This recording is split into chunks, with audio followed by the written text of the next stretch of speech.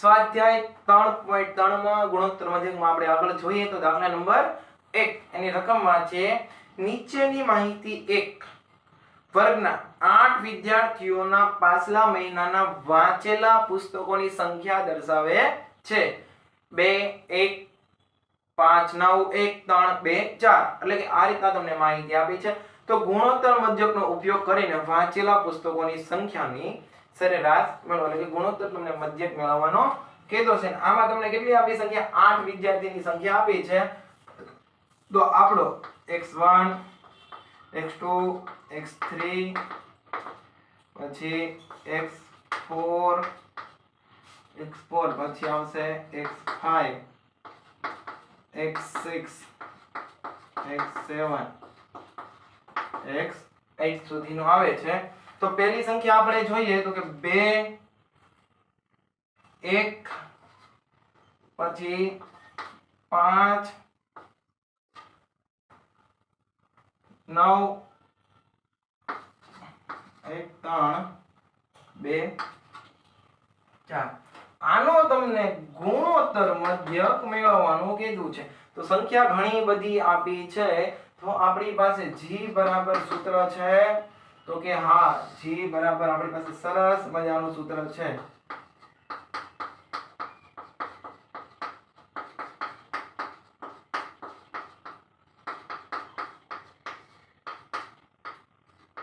x7 સૂત્ર ઘણું બધું મોટું છે બરાબર છે હવે આગળ આપણે જોઈએ તો કિંમત મૂકીએ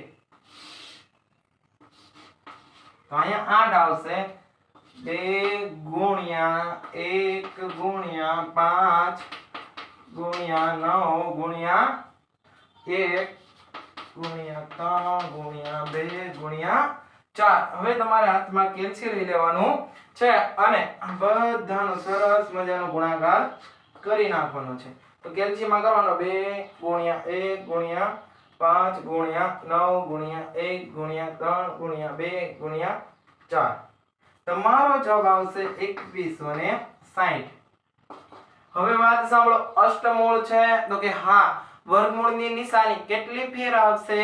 3 ફેર આવશે જ્યારે ચતુર્થમૂળ હોય ત્યારે 2 વાર અષ્ટમૂળ છે ત્યારે 3 વાર તો મારી પાસે 2160 જવાબ આવ્યો છે અને વર્ગમૂળની નિશાની 1 વાર 2 વાર અને 3 વાર તો મારો આન્સર આવશે g બરાબર 2.61 કેટલો આવશે 2.61 આ થયો મારો ગુણોત્તર મધ્યક આમાં કોઈને કાઈ પણ ડાઉટ હોય તો કહેજો તમને માહિતી ઘણી બધી આવી છે 8 સુધી તો મૂંઝાવાનું નથી સૂત્ર આપણી સાથે બની જાય જેટલી આપ્યું એને પ્લસ એડ કરતા જવાનું છે બરાબર ગુણોત્તર મધ્યકનું સૂત્ર બહુ જ ઈઝી છે g બરાબર વર્ગમૂળમાં x1 x2 x3 x4 x5 x7 x8 એવું ક્યાં સુધી અનંત સુધી જાય છે તમને જ્યાં સુધી માહિતી આપી હોય ત્યાં સુધી તમારે કરવાનું છે ચાલો આગળ દાખલો જોઈએ એ પહેલા આ લખી નાખો પછી આપણે સ્વાધ્યાય 3.3 માં દાખલા નંબર 2 ઉપર જઈએ લખી ચાલો મિત્રો એ લખી નાખ્યા બાદ હવે આપણે જોઈએ તો કે સ્વાધ્યાય 3.3 માં દાખલા નંબર 2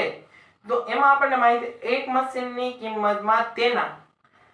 પહેલા 4 વર્ષમાં અનુક્રમે 10%, 7%, 5% અને 2% ના દરે ઘસારો એટલે કેમાં થાય મશીન હોય એનું ઘસારો એટલે કે વેલ્યુ ઘટે ઘસારો હંમેશા માઈનસ થાય તો ટકાવારી આપી છે કેટલા આપ્યા છે 10% આપ્યા છે પછી તમને આપ્યું છે 7% 5% અને 2% આપેલા છે તો ઘસારાના દરની સરેરાશ યોગ્ય રીતે મેળવો જો સરેરાશ કે તો પણ ગુણોત્તર મધ્યક પહેલા મેળવવાનો રહેશે તો કે x1 બરાબર 100 માઈનસ કેમ માઈનસ તો કે ઘસારો છે તો આપણી પાસે સૂત્ર આવું છે ને 100 માઈનસ p% છે આવું તો કે હા એના માટે થઈને x2 શું આવશે 100 માઈનસ 7 x3 100 માઈનસ 5 અને x4 100 માઈનસ 2 તો અહીંયા આવશે 98 95 93 અને 90 તો x1 x2 x3 મળી ગયા છે તો કે હા તો ગુણોત્તરનું સૂત્ર મેકો ગુણોત્તરનું સૂત્ર શું કહે છે આપણને આવું કે છે n બરાબર x1 ગુણ્યા x2 ગુણ્યા x3 ગુણ્યા x4 છે બરાબર છે તો વર્ગમૂળમાં અહીંયા તમારે ચતુર્થ મૂળ આપ્યું 4 માહિતી છે એટલે 90 ગુણ્યા 93 ગુણ્યા 95 ગુણ્યા 98 આવી માહિતી આપી છે ચાલો બધાનો સરસ મજાનો ગુણાકાર કરી નાખો તો ગુણાકાર કરશું કેલ્સી લઈ લો અથવા 90 ગુણ્યા 93 ગુણાકાર 95 ગુણ્યા 98 તો તમારો જવાબ ઘણો મોટો આવશે 77 92 4700 આવો તમારો આન્સર આવે છે ચતુર્થ મૂળ છે એટલે વર્ગમૂળની નિશાની કેટલી ફેર આવશે તો કે 2 ફેર આવશે તો કે એક વાર અને બીજી વાર તો તમારો આન્સર કેટલો આવશે 93.95 આવશે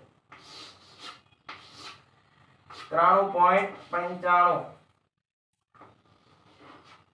આ શું આવ્યો તમારો ગુણોત્તર મધ્યક આવ્યો છે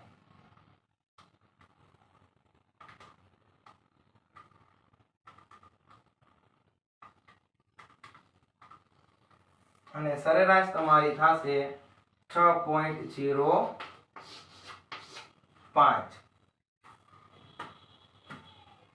આ તમારી સરેરાશ થશે અને g બરાબર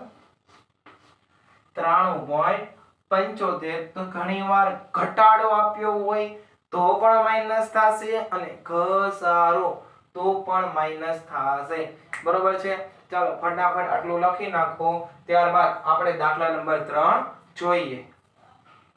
ચાલો વિદ્યાર્થી મિત્રો આગળ એ દાખલો લખી નાખ્યા બાદ હવે આપણે જોવાનું છે સ્વાધ્યાય 3.3 માં દાખલા નંબર 3 એક ટેક્સીએ સોમવારે 15 કિલોમીટર અને મંગળવારે 254 કિલોમીટરનો પ્રવાસ કર્યો છે આ બે દિવસમાં પ્રવાસ કરેલા અંતરની સરેરાશનો ગુણોત્તર મધ્યકનો ઉપયોગ કરીને મેળવવાનો કીધો છે તો કે તમને ટેક્સીએ બે દિવસે એટલે કે x1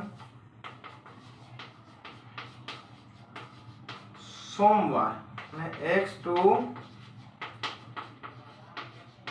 મંગળવાર અહીંયા કેટલા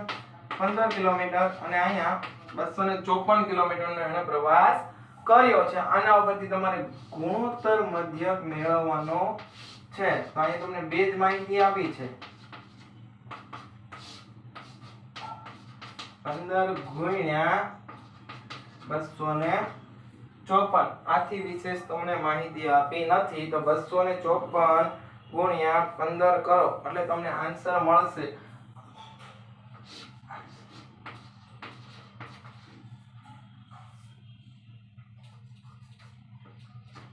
આન્સર તમને મળશે 38 10 અને આનું વર્ગમૂળ તમે કરશો એટલે તમારો જવાબ મળશે 61.73 આ તમારો ગુણોત્તર મધ્યક થયો 61.73 એ તમારો ગુણોત્તર મધ્યક મળે છે આગલા દાખલા હતા આપણે સ્વાધ્યાય 3.3 અહીં આખો કમ્પ્લીટ થાય છે પ્લસ હવે આ દાખલા લખાય છે પછી હું તમને 3 થી 4 દાખલા હોમવર્ક અથવા તો તમારે પ્રેક્ટિસ જાતે કરવી હોય તો એની હું રકમ લખી દઉં છું અને એના જવાબ લખું છું ઘરે એનું મથજો પ્રેક્ટિસ કરજો જેથી કરીને તમારો પાયો પાકો થાય તો ચાલો હું હવે રકમ આપું આ લખી નાખો પછી ચાલો આગળ એ લખી નાખ્યા બાદ હવે તમને 3 દાખલા હું પ્રેક્ટિસ માટે આપું છું હવે ઘણાને અક્ષરનો કદાચ તકલીફ હોય તો આપણે એકવાર રકમ વાંચી જઈએ બરોબર જેથી કરીને કોઈને કઈ ઇશ્યુ થાય એક્સ્ટ્રા વધારાના દાખલા છે પ્રેક્ટિસ કરવી હોય એના માટે થઈને તો પેલું છે અવલોકનો 1, 10, 100 અને 1,00,000 નો ગુણોત્તર મધ્યક મેળવો. બસ આટલી જ રકમ છે અને એનો જવાબ તમને અહીંયા મેં ઓલરેડી આપી દીધો છે. 100 એનો આન્સર આવવો જોઈએ. બરોબર છે. 100 આન્સર આવશે તો દાખલો સાચો, નકર દાખલો તમારો ખોટો. એની પછી બીજી રકમ છે 2 અવલોકનો 1/9. જે આવો આપણે એક દાખલો જોઈ ગયા છે એ વાળો. આમાં ધારવાનું આવશે ના પ્રમાણમાં છે જો તેમનો ગુણોત્તર મધ્યક. ગુણોત્તર મધ્યક એટલે શું થાય ખબર છે ને? તો કે તમને જી આપી દીધો છે. ગુણોત્તર મધ્યક ન હોય તો અવલોકનો મેળવવાના છે. એટલે કે કેટલા અવલોકનો આપ્યા છે? 1/9 છે, એટલે કે 2 અવલોકનો તમારે મેળવવાના છે. તો બંને અવલોકનો અહીંયા રહ્યા. જવાબ મેં લખ્યો છે, તમારે ગણતરી કરવાની છે. તમે ડાયરેક્ટ આ ન કરતા, ધારી જો અને પછી આગળ દાખલો ગણજો. પછી કહે છે કે દાખલા નંબર 3 બે સંખ્યાઓ કઈ કઈ 8 અને 32 ના સમાંતર મધ્યક અને ગુણોત્તર મધ્યક શોધો અને ચકાસો કે x bar greater than equal to z.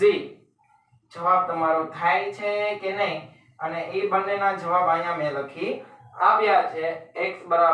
બાર બરાબર તમારે 20 આન્સર આવશે અને ગુણોત્તર મધ્યક g બરાબર તમારે 100 આન્સર આવે તો સમજવાનું આપણે દાખલો ગણ્યો એ સાચો છે, નકર દાખલામાં ક્યાંક ભૂલ છે. ફરીથી પ્રેક્ટિસ કરવાની છે. ને ન આવડે એ કહેજો, એને આપણે કરાવશું. બરોબર છે? કોમેન્ટ કરશો તો. બાકી કોઈ પણ પ્રકારની કહેવાય ને કચાશ આપણે ઉદાહરણ અને સ્વાધ્યાયના દાખલા ગણ્યા એમાં રાખી નથી, તો એના ઉપરથી અને એને લખતા જ દાખલા છે તો બધાને આવડી જશે. આટલું લખી નાખો. આ તમારું લેસન કયો તો ભલે, પ્રેક્ટિસ કયો તો ભલે, તમારે જેમાં ગણતરી કરવી હોય એમાં લખવાનું છે. બરાબર છે? હવે આ ચેપ્ટરના કહેવાય ને ગુણોત્તર મધ્યક વાળી રીત પૂરી થાય છે. હવે રીત શરૂ થાય છે મધ્યસ્થ. બરાબર છે? તો અહીંયા આ રીત પછી હવે નેક્સ્ટ લેક્ચર આપણે લેશું એમાં મધ્યસ્થની રીતે દાખલા ગણશું. તો મધ્યસ્થમાં પેલા સૂત્ર એની થિયરી જોશું અને પછી મધ્યસ્થના ક્રમ બાય ક્રમ દાખલા જોશું. અહીં લખી રાખીએ છીએ આજે. અસ્તુ. જય હિન્દ, જય ભારત. આટલું લખી નાખો.